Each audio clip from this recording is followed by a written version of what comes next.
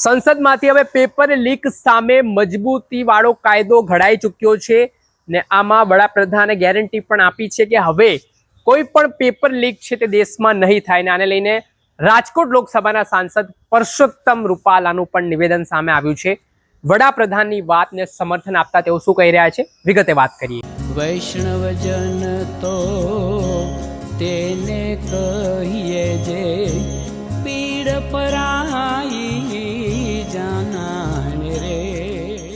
દર્શક મિત્રો, નવજીવન ન્યૂઝમાં આપનું સ્વાગત છે। હું છું ફૈઝાન। આજથી થોડાક સમય પહેલા નીટની પેપર લીકનો મામલો સામે આવ્યો હતો। તેને લઈને દિલ્હીના જંતર મંતર પર યુવાનોએ 36 દિવસ સુધી વિરોધ કર્યો। કેન્દ્રીય શિક્ષણ મંત્રીનું રાજીનામું લેવામાં આવ્યું ને આ સંદર્ભમાં ચોમાસુ સત્ર દરમિયાન પેપર લીકની વધતી ઘટનાઓના પગલે કડક કાયદો પસાર કરવામાં આવ્યો, જેને લઈને હાલ ભારતીય જનતા પાર્ટીના નેતાઓ વડાપ્રધાન કહી રહ્યા છે કે એવો કાયદો બનાવવામાં આવ્યો છે કે ભવિષ્યમાં એક પણ પેપર લીક નહીં થાય। ત્યારે આ વચ્ચે આ કાયદોને ભારતીય જનતા પાર્ટીના સાંસદો આવકારી રહ્યા છે અને કહી રહ્યા છે કે હવે જે પેપર માફિયાઓ હશે, જે એજન્સીઓ આમાં જવાબદાર હશે, તેમની સામે કડકમાં કડક કાર્યવાહી કરવામાં આવશે, કડક પગલાં લેવામાં આવશે અને દોષિતોને છોડવામાં નહીં આવે એ પ્રકારનો આ કાયદો છે। પહેલા સાંભળો શું કહી રહ્યા છે રાજકોટ લોકસભાના સાંસદ પરસોત્તમ રૂપાલા। રામ રામ, હું પરસોત્તમ રૂપાલા, સાંસદ રાજકોટ, આપ સૌની સાથે શેર કરવા માંગુ છું કે આપણા આદરણીય પ્રધાનમંત્રી શ્રી મોદીજીએ દૂરંદેશી ભર્યો નિર્ણય કરીને એક ઐતિહાસિક કાયદો સંસદના આ ચાલુ સત્રની અંદર 2 દિવસ પહેલા પાસ કર્યો। પેપર લીકને લઈને ઊભી થયેલી પરિસ્થિતિનું યોગ્ય સમાધાન શોધવા માટે મોદીજીએ કાયદાને સખત બનાવવા માટેનો નિર્ણય લીધો છે અને એમાં વ્યક્તિગત રીતે દોષિત હોય તે લોકો અને સામૂહિક કે સંસ્થાગત રીતે કોઈ પરીક્ષા લેનારી એજન્સીઓએ સાંઠગાંઠ કરીને કરેલું કોઈ દુષ્કૃત્ય હશે તો તેમાંથી કોઈ પણ છટકી ન શકે એવી બારીકીઓને કાયદામાં સામેલ કરી અને સખતમાં સખત સજા મળે એનું પ્રાવધાન કર્યું છે। સજાની અંદર 5 ગણો વધારો કર્યો છે।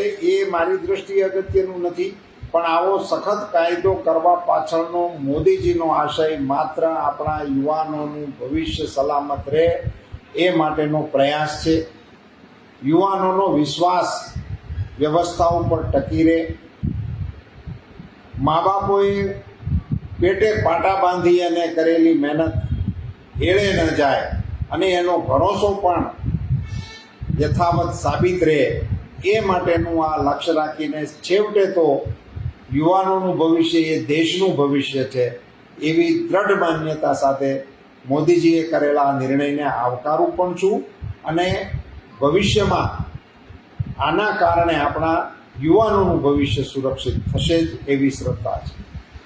કરતા કહ્યું કે જે ગેરરીતિઓ થાય કે પેપર લીકની ઘટનાઓ સામે આવતી હતી, પરંતુ આમાં સંસદમાં ઘટનાની ખૂબ ગહન ચર્ચા થઈ, ગંભીરતા લેવામાં આવીને યુવાનોના ભવિષ્ય સાથે છેડા ન થાય તે બાબત ઉપર ધ્યાન આપીને, મક્કમતા દાખવીને ઝીણવટપૂર્વક આ કાયદામાં મજબૂતી નાખવામાં આવી છે અને હવે ભવિષ્યમાં કોઈ પણ આવું કરતા પહેલા 100 વખત વિચારશે એ પ્રકારની વ્યવસ્થાઓ અમે ઊભી કરી છે। જોવાનું રહ્યું કે હાલ વડાપ્રધાન હોય કે સાંસદ હોય તેઓ ગેરંટી તો આપી રહ્યા છે, પણ આશા રાખીએ છીએ કે ભવિષ્યમાં કોઈ પેપર લીકની ઘટના ના જોવા મળે ને યુવાનોના ભવિષ્ય સાથે છેડા ના થાય। દર્શક મિત્રો, તમારો અવાજ બનતા રહીશું। તમારી આવાજને બધું બુલંદ બનાવવા માટે નવજીવન ન્યૂઝની ચેનલને સબસ્ક્રાઇબ કરો, લાઇક કરો અને વધુમાં વધુ શેર।